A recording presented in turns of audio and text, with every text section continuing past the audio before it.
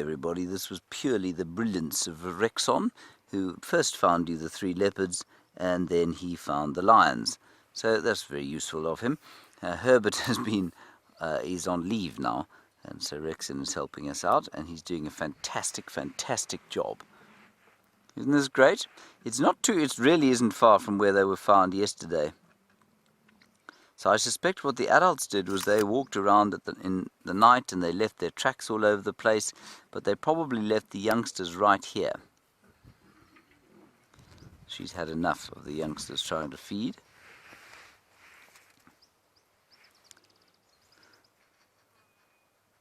They get very cross when they want to eat and they're not allowed to. I think what's interesting with these lion cubs is that they do get very fat when they're little, you know, but once they start to get to the age where they are going to think about, well, they're not going to think about it, but where they have to start eating meat, I think the milk production from the mothers goes down a bit, and they can start to look a bit scraggly, a little bit like a teenager that's kind of had a growth spurt and not quite filled out yet.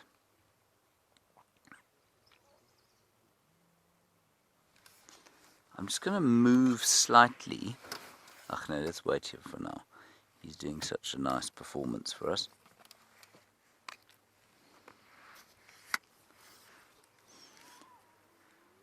Excellent performance, Brian. Yes. The roly-poly, I think it's called.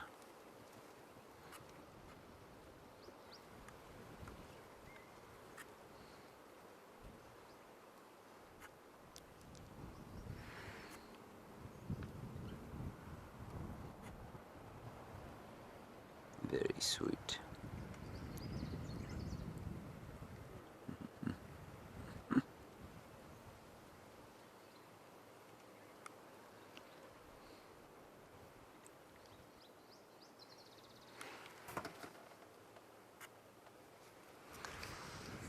Very good question from Joan, sorry. Joan, you say, when the female lion cubs, so the little lionesses, become adults and fully functioning members of the pride, will there be any dominance from the older ones towards them, or will there be some kind of protectionism?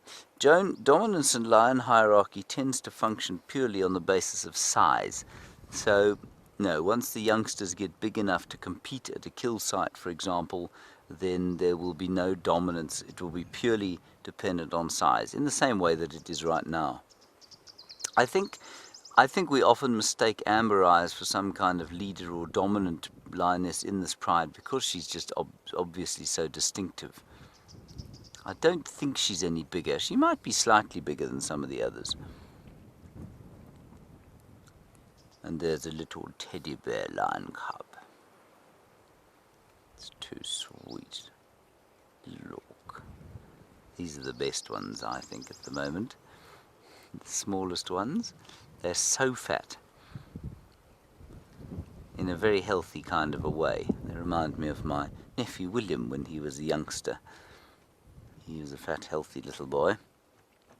And so every time I see these chaps, I do hope he and his mother are not watching. Every time I look at these chaps, I think of him.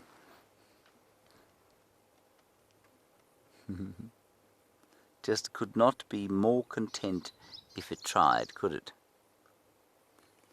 And the desire, of course, to get out, walk over there and pick it up and squeeze it, cuddle a tiny little thing like that is enormous, until, of course, Brian pans slightly to the left. You realize that were you to get out of the car and go and try and cuddle that thing, you'd be faced with that. That would not be fun, would it, Brian? No. No. Not cuddly either. Not cuddly, not fun, many sharp points. Although she would try and cuddle you. She would, yes. Yes. You see, she agrees. You want to cuddle?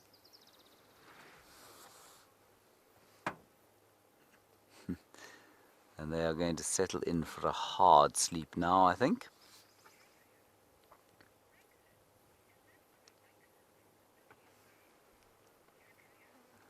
Kadria, you're wondering if the Rexon I've just mentioned is your Rexon from the earlier days. I think it is.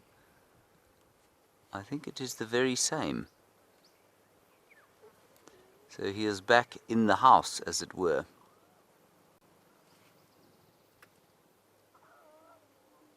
Which is very nice for us, especially.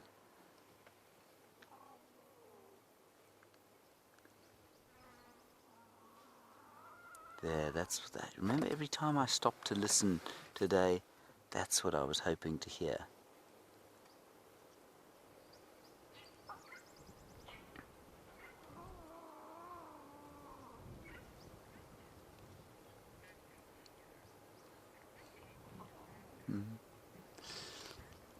And Laventia, you're wondering at what age the male cubs start to look bigger than the females. Laventia, I think you'll find at about a year it'll be pretty obvious. And maybe a bit before that. I'm just thinking, I mean, I didn't think it happened as early as it does with leopards, but Shongile seems to be noticeably smaller than Hosana these days. And they are now 6 months old, so they're older than these chaps. 7 months old, sorry. And so I think you'll find with lions which do get slightly bigger, by the time they're 7 or 8 months old, it probably will be a slight difference, but by the time they're a year old, it will become very obvious. And that's as puberty starts to happen.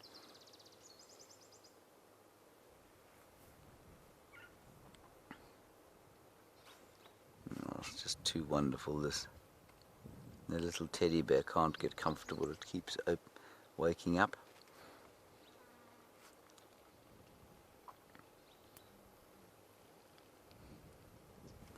It must be a wonderful life as a lion cub when there isn't some sort of pride takeover going on or coalition takeover, because you just get to lie in that kind of sweet repose, completely oblivious to the trials and tribulations of life.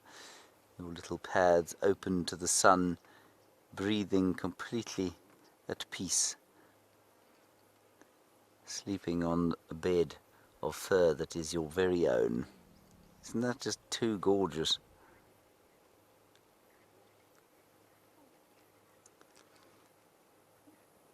Hello, easy peasy, as we watch that lion cub seemingly without a care in its world. You want to know if they are in any danger from predators. They would be, but for the fact that the adults are here. So when they left them last night, and I'm pretty sure they did leave them last night, then they would have been in danger from animals like hyenas and leopards. You're absolutely correct. Hyenas and leopards could do some serious damage here, and would. If they came across the cubs without the adults here, then they would almost certainly kill them. But that didn't happen, and so everyone is fine. Right now, there is nothing that would come here and threaten these cubs, except a marauding band of new males. But even they would think twice about attacking a group of 5 lionesses